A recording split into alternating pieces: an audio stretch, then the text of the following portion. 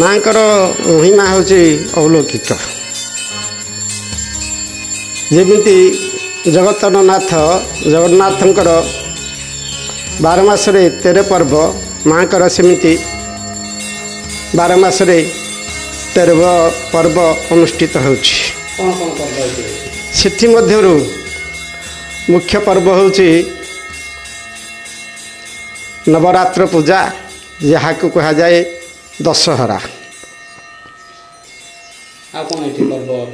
ତାପରେ ଚୈତ୍ର ମାସରେ ହିଙ୍ଗୁଳା ଯାତ୍ରା ପୂଜା ହୁଏ, ଯେଉଁଟାକି ନଟା ମହାକାଳୀ ରୂପରେ ପରିଚିତ। ମାଙ୍କର ଏଠି ଆବିର୍ଭାବ କେମିତି ହେଲା ଯେ ସାରା ଓଡ଼ିଶାରେ ମା ମହାକାଳୀଙ୍କ ନାଁ ପ୍ରସିଦ୍ଧ? ମାଙ୍କର ଆବିର୍ଭାବ କେମିତି ହେଲା? ମା ଇଏ ହେଉଛନ୍ତି ଜଙ୍ଗଲ ଦେବତା। ଆମର ପୂର୍ବପୁରୁଷ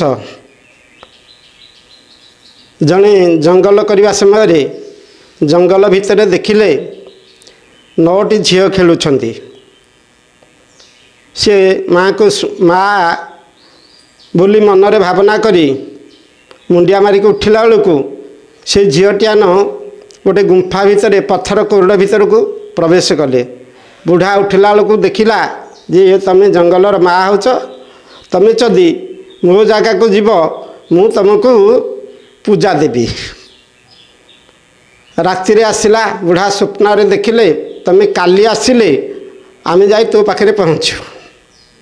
ବୁଢ଼ା କାଲି ଗଲା ଭିତରେ ଠାକୁରାଣୀ ଆସିଲା ଭିତରେ ବାଟରେ ରହିଗଲେ। ସେ 9ଟାରୁ ଆସିଥିବାରୁ 9ଟା ମହାକାଳୀ ହେଇକି ସେ 9 ଭଉଣୀ ଯାକ ସେଇଠି ରହିଲେ। ବୁଢ଼ା ଘରକୁ ଆସିପାରିଲେନି। କିଛି କାଳ ବୁଢ଼ା ସେଠି ଯାଇକି ପୂଜା କଲା। ପୁଣି ବୁଢ଼ାର ମନରେ କିଛି କ୍ଷୁଧା ଆସିବାରୁ ସେ ପୁଣି ସ୍ମରଣ କଲା, ମାଲୋ ତୁମେ 9ଟାରୁ ଆସିକି 9ଟାରେ ରହିକି 9ଟା ମହାକାଳୀରେ ରହିଗଲ, କିନ୍ତୁ କୌଣସି ଜନଜଗତରେ ଆପଣଙ୍କର ମା'ର ତୋର ମାନେ ପ୍ରସାର ପ୍ରଚାର ହେଇପାରିଲାନି। ତେଣୁକରି ମୋ କୋଠିରେ ବିରାଜମାନ ହେଲେ ମୁଁ ତୁମକୁ ପୂଜା ଦେବି। ମା ପୁଣି ସ୍ୱପ୍ନାଦେଶରେ କହିଲେ, କାଲି ଆସିଲେ ତୋ କୋଠିରେ ମୁଁ ପହଞ୍ଚିବି। ସେଥିରୁ 9 ଭଉଣୀରୁ 7 ଭଉଣୀ ରହିଲେ, ଆଉ 2 ଭଉଣୀ ଏଠିକି ମା ବନଦୁର୍ଗା ମା ମହାକାଳୀ ରୂପରେ 2 ଭଉଣୀ ଆସିକି ଏଠି ପୂଜା ପାଇଲେ। ପୂଜା ପାଇବା ପରେ ରାଜା ଜାଣିଲେ। ରାଜା ଜାଣିବାରୁ ରାଜା ଦର୍ଶନ କଲେ। ସେ ରାଜାଙ୍କର ଠିକ୍ ଆସିବାର ତାଙ୍କ କାର୍ଯ୍ୟ ପୁଣି ଏଠି ଖଞ୍ଜାବାଡ଼ି କରି ସେଇଦିନ ଠାରୁ କାଳକ୍ରମେ ପୂଜା ଚାଲିଛି। ଇଏ ହେଉଛି ମାଙ୍କର ମୁଖ୍ୟ ଐତିହ୍ୟ। ଏଠି ମାଙ୍କ ପାଖରେ ମିଛର ପ୍ରସୟ ନାହିଁ। ନାଇଁ, ମାଙ୍କ ପାଇଁ ବହୁତ ଦୂର ଦୂରାନ୍ତରୁ ଲୋକ ଆସନ୍ତି, ଯାହାକି ଶପଥ କରିବା, ନିୟମ କରିବା। ମାଙ୍କ ପାଖରେ ମିଛର ପ୍ରସୟ ନାହିଁ।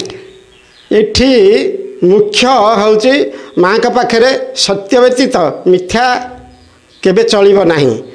ସେଥିପାଇଁ ଏଠିକି ବହୁ ଦୂର ଦୂରାନ୍ତରୁ ପ୍ରଶାସନ ମଧ୍ୟ ଜାଣି ଏଠି ନିୟମ ପ୍ରମାଣର କାର୍ଯ୍ୟକଳାପ ରହିଛି ଏବଂ ନିୟମ ପ୍ରମାଣରେ କିଛି ଫଳବତୀ ହେଉଛି। ସେଥିପାଇଁ ଏଠୁ ଏଇ ଜାଗାରେ ଏ ପୀଠରେ ନିୟମ ପ୍ରମାଣର ଭିଡ଼ ଜମୁଛି। ଏ ସତ୍ୟର ମା ଇଏ ହେଉଛନ୍ତି ପ୍ରତ୍ୟକ୍ଷ ଠାକୁରାଣୀ ମା ସତ୍ୟ ମହିମା।